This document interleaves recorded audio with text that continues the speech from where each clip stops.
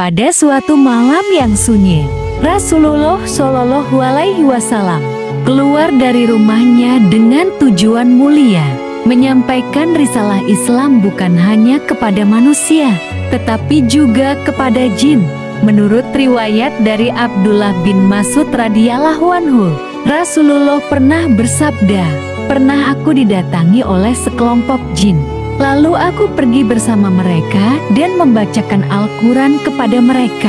Hadis riwayat Muslim nomor 450.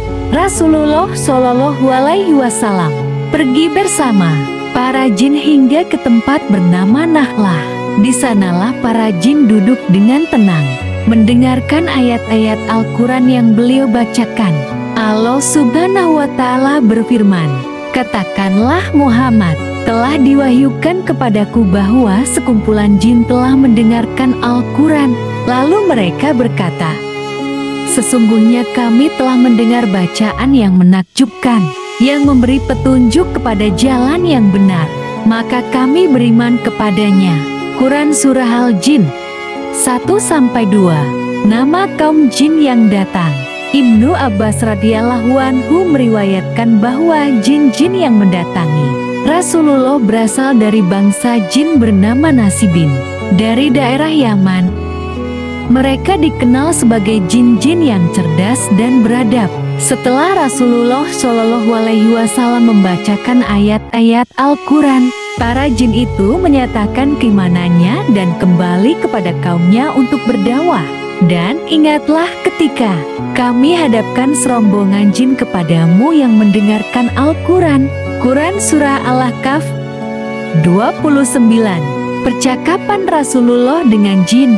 Dalam riwayat sahih dari Ibnu Mas'ud radhiyallahu anhu, disebutkan bahwa Rasulullah berdialog langsung dengan para jin.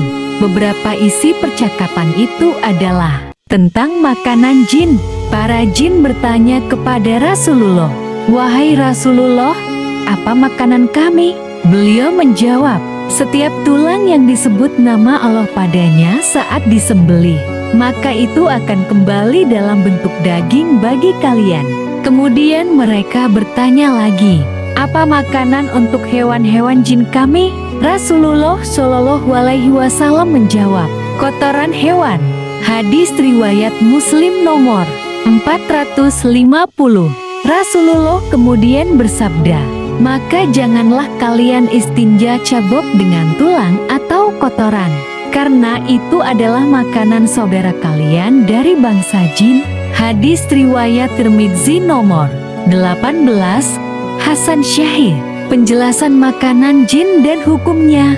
Dari dialog itu kita fahami bahwa jin muslim memakan tulang hewan yang disembelih dengan menyebut nama Allah Subhanahu wa Ta'ala.